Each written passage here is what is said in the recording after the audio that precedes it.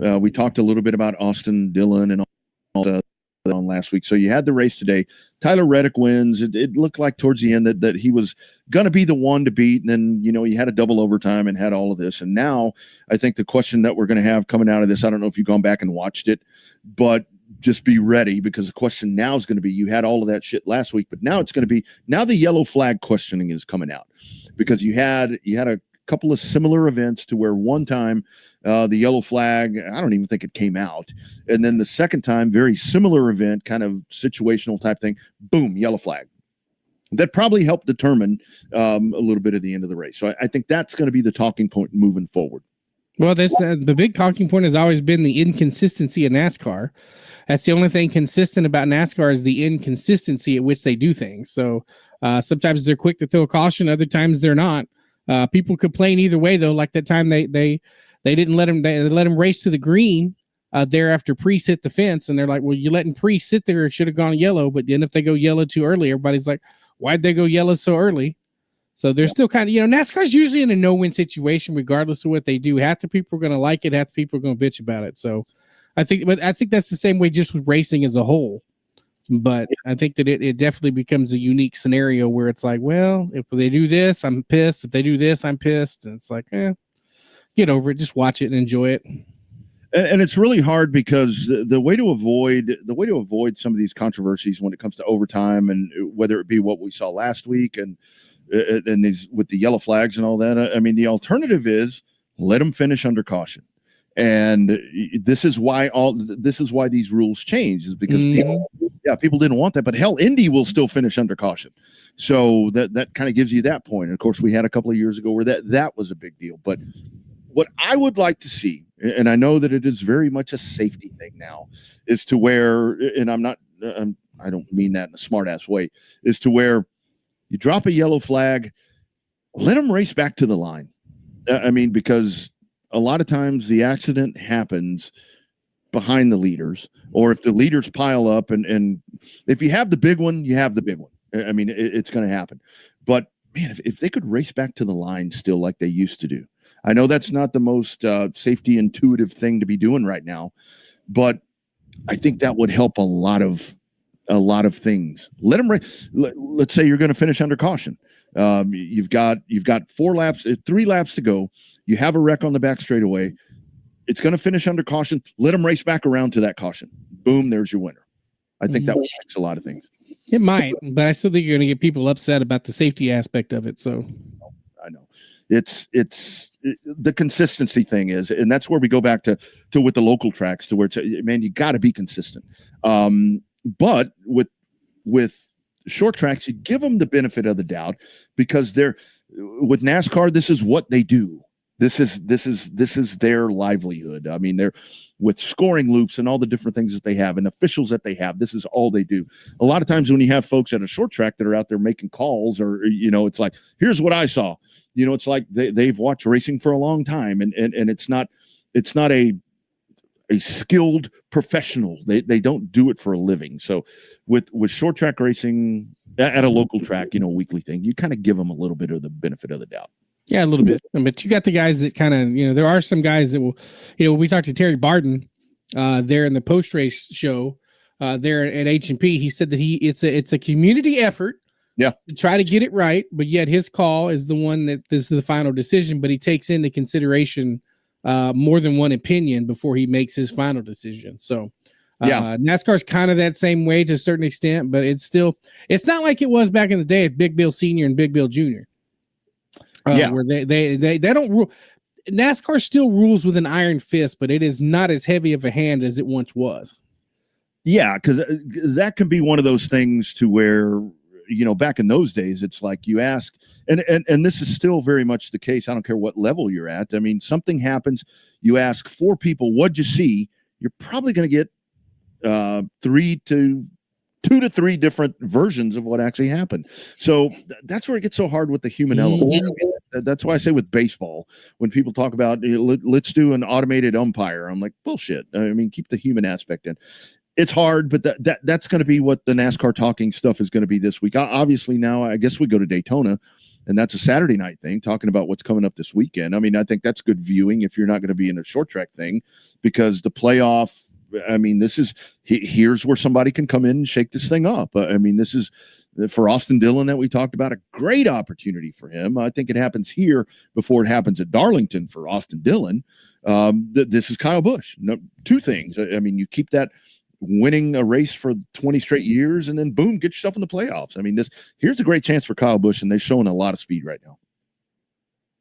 Oh, got you. so that's something that we'll watch to see if Kyle Busch can do that this weekend, because I think when it comes to going to Darlington and when it comes to going to the Lady in Black, I mean, I wouldn't. The Lady in Black is kind of one of those races that's a little bit of a kind of a toss up, but I think who the favorites are going to be in that one, to where with Daytona, this is where Ricky Stenhouse, whoever, they can come in and really throw a monkey wrench into this playoff thing. And I think they really can. I think that's why they make Daytona there towards the end. I liked it better as the regular season finale, but I get scheduling wise why they had to do it. That's why the championship playoff this year is a little different with tracks in there that shouldn't be. Normally, or I guess it shouldn't be there, but aren't normally in there. But yeah, I think that if you can't have the regular season finale at Daytona, I think having the regular season finale at Darlington's just as good. Yeah. I mean, that's two really good places to finish this thing up. I mean, I like that. It actually, even Michigan, kind of being right there in the stretch run, because Michigan's been around for a long time. So really cool to have that, because that track as well, we've seen a lot of times where it's fuel mileage, and it was almost fuel mileage today, the way that was working out, but really good to see that. Before we get out of here, Bobby, obviously we got to talk about, man, what a loss on Friday. I think it was, man, when you lose Bloomer, that, I posted somewhere, I don't remember where I put it, but I mean, for dirt track folks, I mean, that's a lot of the equivalent of when Cup fans lost Dale Earnhardt. I mean, that's one of your staples right there. That's badasses, man. What a shock that was to wake up to the other morning. Yeah, total shock. I mean, in terms of like a guy that had he was a needle mover for sure before people realized what a needle mover was in the world of dirt over there.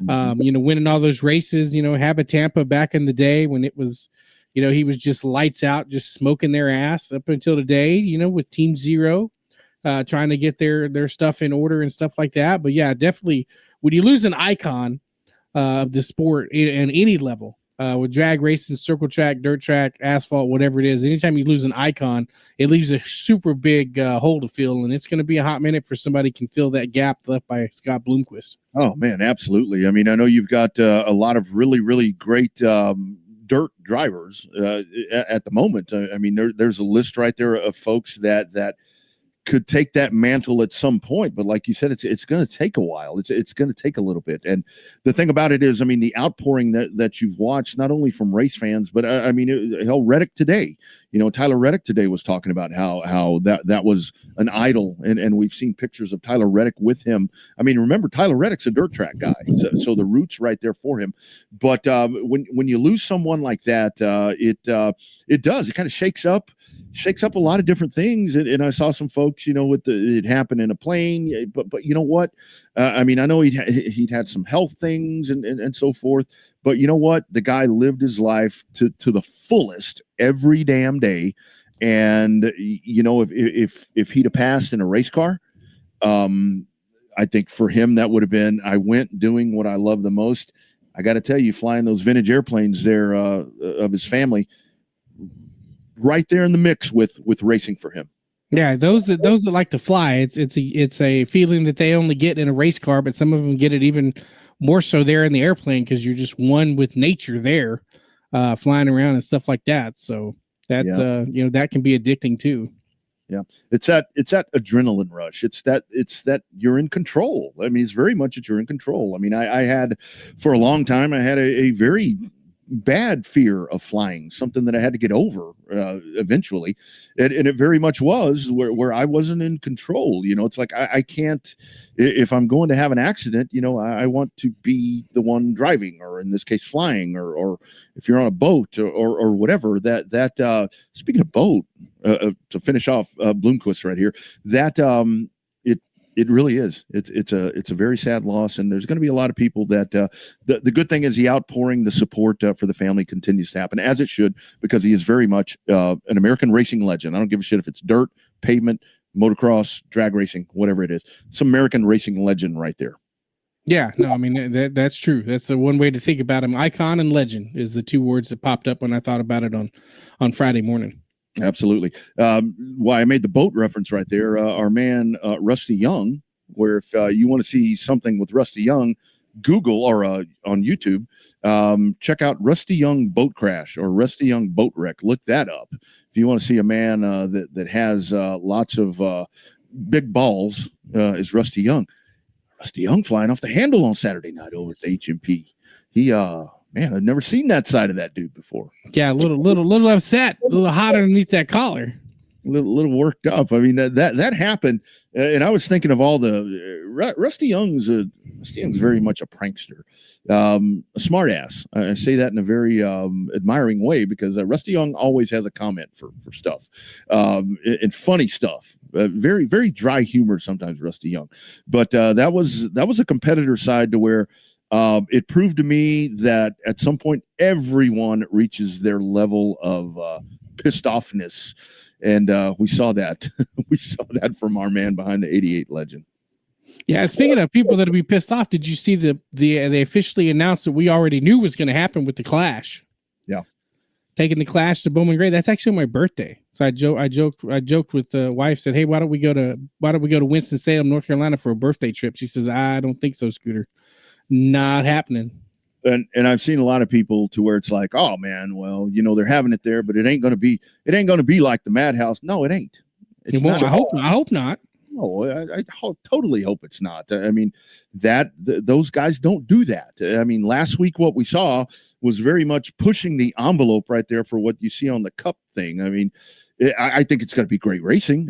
So is this smaller than the Coliseum? I think it's a little bit smaller than the Coliseum. Maybe. Yeah, it's a little smaller because they have a racetrack instead of like an actual like track and field track in there. Yeah. So it's going to be tight. It's going to be. I mean, look for the folks that want to. And I was talking to someone over the weekend where it's like, well, NASCAR had an agenda. No shit. NASCAR always has an agenda. They're not going to go purchase something for the fuck of it. I mean, yeah. They didn't take over the lease for Bowman Gray for absolutely no reason at all. Right. And the whole thing is, it's like, this is where, I mean, you can't please anybody to where it's like, we don't want them racing.